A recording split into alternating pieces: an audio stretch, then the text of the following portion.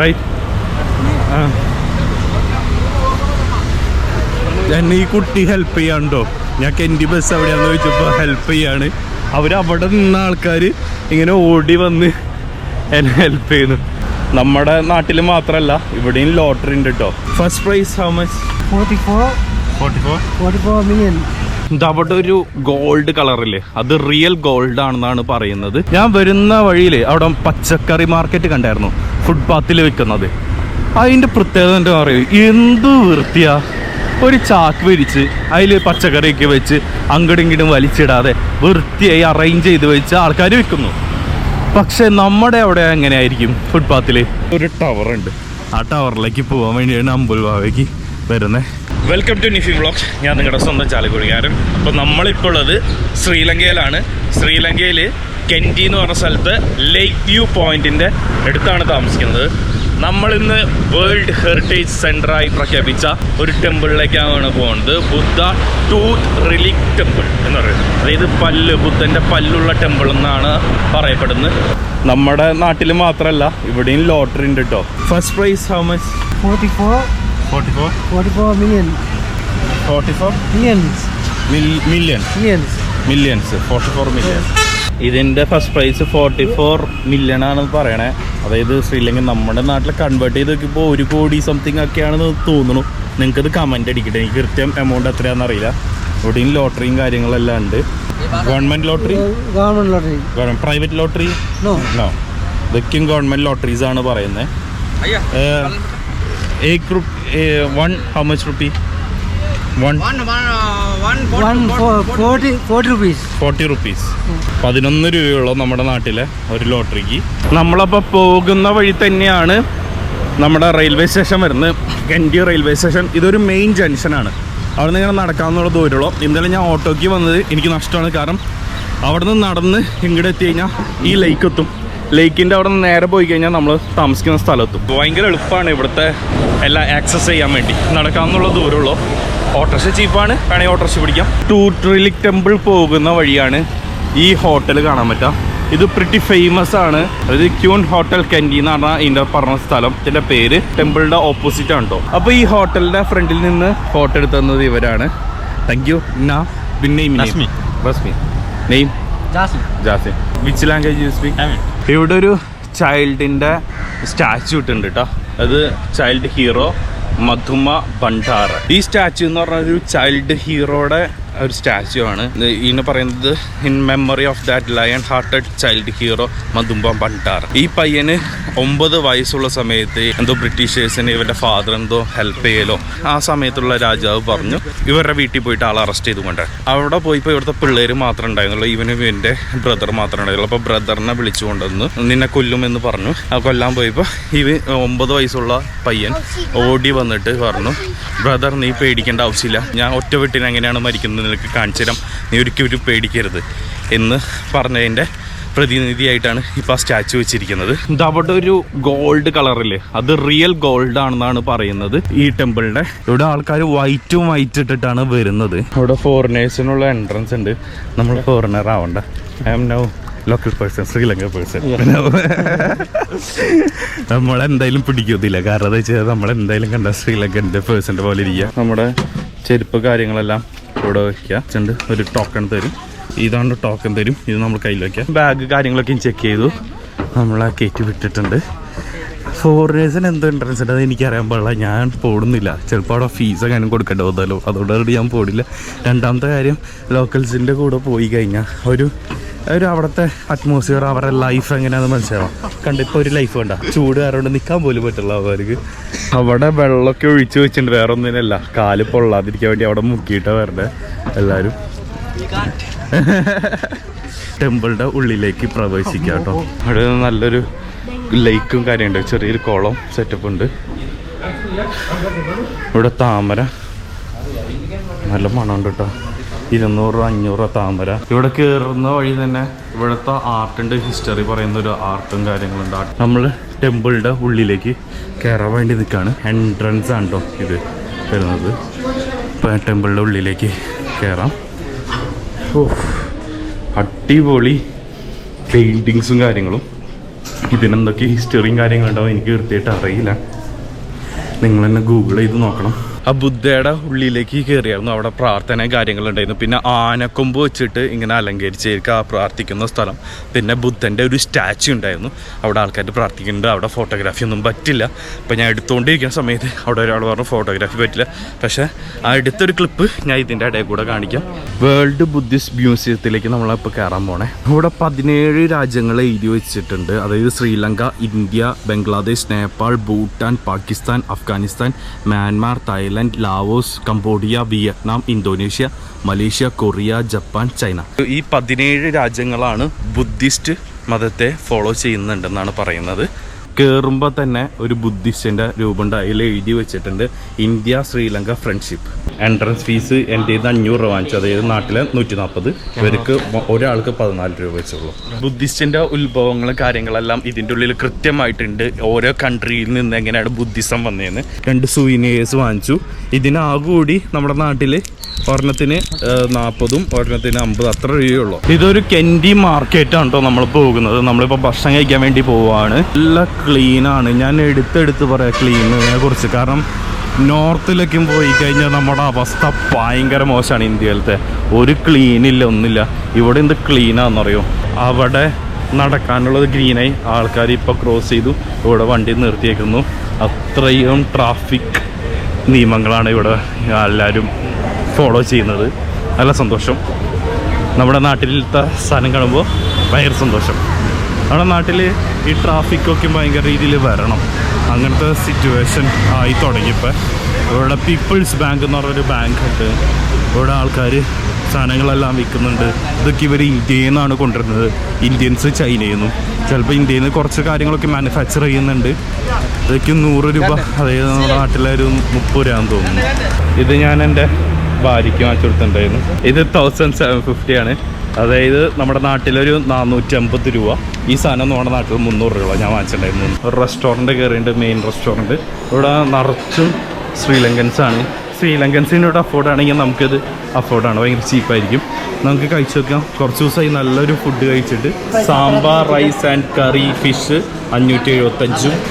അതായത് നമ്മുടെ നാട്ടിലെ 160 രൂപയും ഇത് ചിക്കൻ്റെ 180 രൂപയും. പിന്നെ ഇതൊരു പീസിന് വരുന്നത് എത്ര 60 രൂപയോ. ഇതാണ് നമ്മുടെ ഫുഡ് കാര്യങ്ങളെല്ലാം വന്നേക്കുന്നത്. എനിക്ക് ഫിഷ് ആദ്യം കഴിക്കുന്നുണ്ട്. കാരണം ഫിഷ് ഞാൻ നന്നായി ഇഷ്ടപ്പെടുന്നു. നല്ല ടേസ്റ്റ് ഉണ്ട് കേട്ടോ. നല്ല ഫുഡാണ്, നമുക്ക് പറ്റും കഴിക്കാൻ. അങ്ങനെ ഫുഡൊക്കെ കഴിച്ചു. ഒരു ഡീസൻറ്റ് ഫുഡ്, ഒന്നും പറയാനില്ല.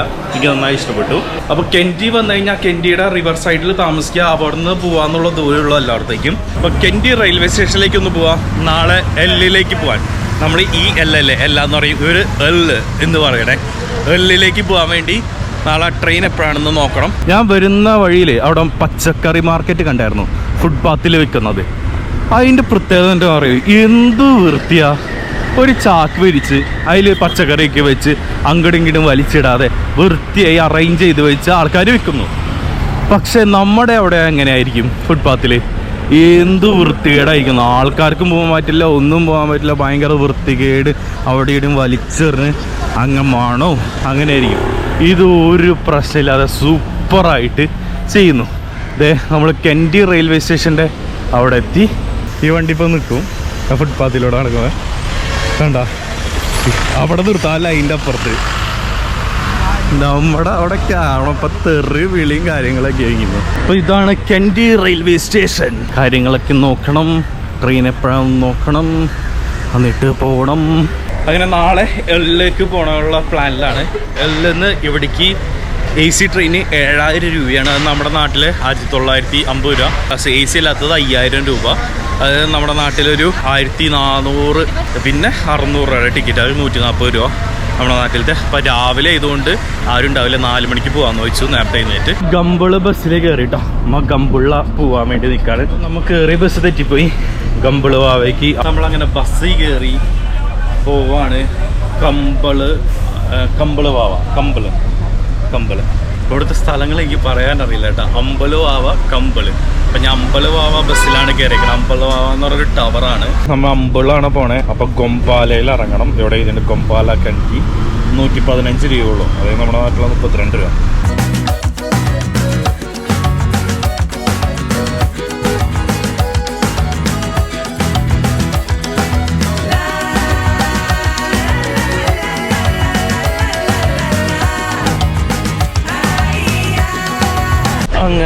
ഗംബല് ബസ് സ്റ്റോപ്പിൽ എത്തിയിട്ടുണ്ട്.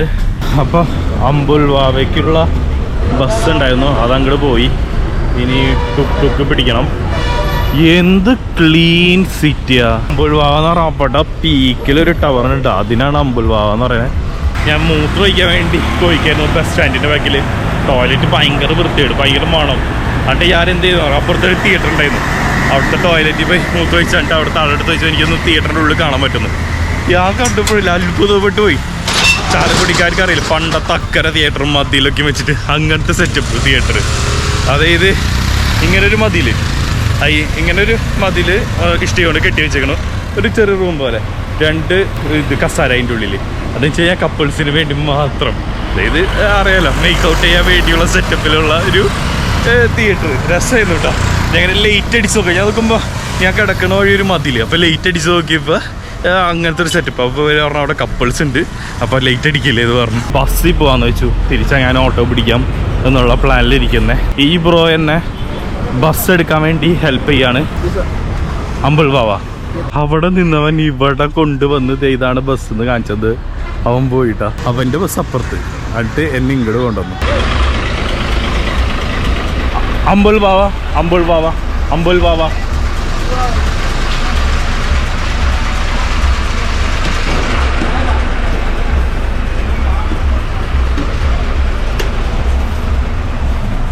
അപ്പോൾ നമ്മൾ അമ്പുൽവാവ ബസ്സിൽ കയറി. കാലാവസ്ഥ മറിയുന്നുണ്ട്, ചെറുതായിട്ട് മഴ ചാറുന്നുണ്ട്. 4:40 5 മണി വരെയുള്ള ആ ടവർ ജസ്റ്റ് കാണാനേ പറ്റില്ല, കാരണം നല്ല രീതിയിൽ മഴ പെയ്യുന്നുണ്ട്. അതുകൊണ്ട് ഒന്നും കാണാൻ പറ്റില്ല. ആ മലയിൽ മഴ പെയ്തുകൊണ്ടിരിക്കുക. മഴയോ നോക്കി, നല്ല തണുപ്പുണ്ട്.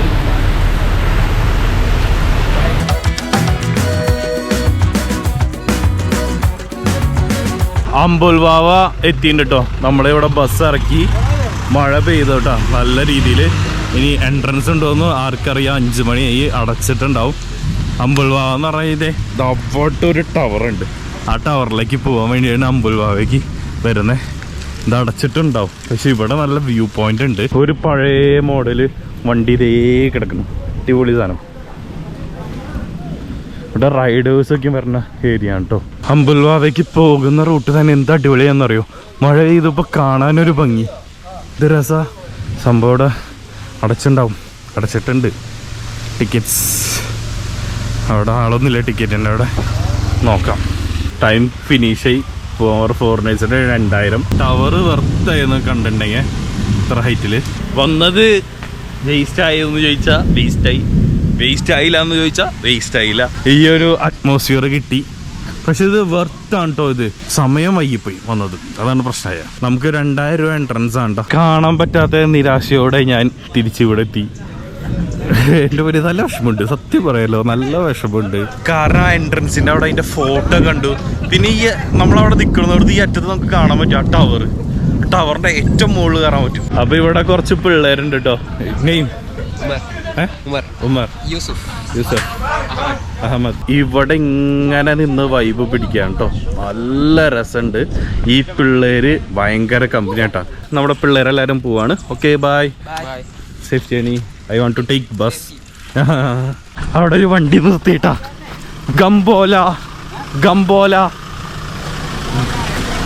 ഗംബോല. ആ, അപ്പോൾ ഇവിടെ ഒരു വണ്ടി നിർത്തി ലിഫ്റ്റ് കാണിച്ചപ്പോൾ ലോറി നമുക്ക് കിട്ടി. ഇവിടെ അവിടെ ലോറിയിൽ ആ ചേട്ടൻ നിർത്തി. ഹായ് പോൽ. ആ, മലയാളം, കേരള, ഇന്ത്യ. ഈ മല കേറിയാട്ട ഞാൻ വന്നത്. ബസ്സിൽ പാട്ട് വെച്ചാലൊന്നും കാണിക്കാൻ പറ്റിയില്ല. ഇത് നല്ല വ്യൂ പോയിന്റ് ഉണ്ട്, അടിപൊളി.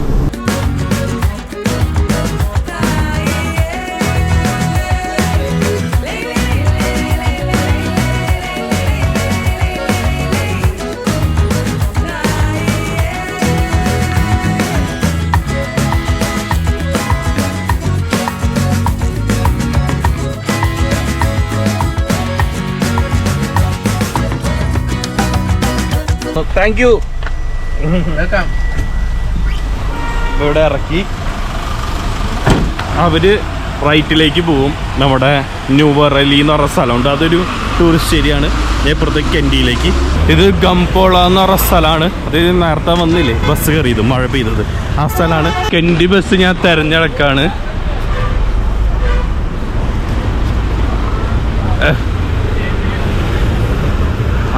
It will come right. എന്നെ ഈ കുട്ടി ഹെൽപ്പ് ചെയ്യാണ്ടോ. ഞാൻ കെൻഡി ബസ് എവിടെയാണെന്ന് ചോദിച്ചപ്പോൾ ഹെൽപ്പ് ചെയ്യാണ്. അവരവിടെ നിന്ന ആൾക്കാർ ഇങ്ങനെ ഓടി വന്ന് എന്നെ ഹെൽപ്പ് ചെയ്യുന്നു. സിംഗിളൻ അവർ സിംഗിളനാണ് സംസാരിക്കണേ. Bus is here, we will get bus here. ഈ പുള്ളിക്കാർക്ക് 32 വയസ്സുണ്ട് കേട്ടോ. ആൾക്ക് ഒരു മോനുണ്ട് മോളുണ്ടെന്ന് പറഞ്ഞു. ഞാൻ ഞെട്ടിപ്പോയി. Thank you, nice to meet you. Okay, thank you, bye bye. എൻ്റെ ദൈവമേ, സോ ഹാപ്പി. ഒരു ശ്രീലങ്കൻ ഗേളാണ് എന്നെ ഇപ്പം ഹെൽപ്പ് ചെയ്തത്. അവിടെ ബസ്സിന് വേണ്ടി ഇരുന്നാൽ ഞാൻ മൂച്ചിപ്പോയേനെ. അവർ ഭയങ്കരമായിട്ട് ഹെൽപ്പ് ചെയ്തു. So happy.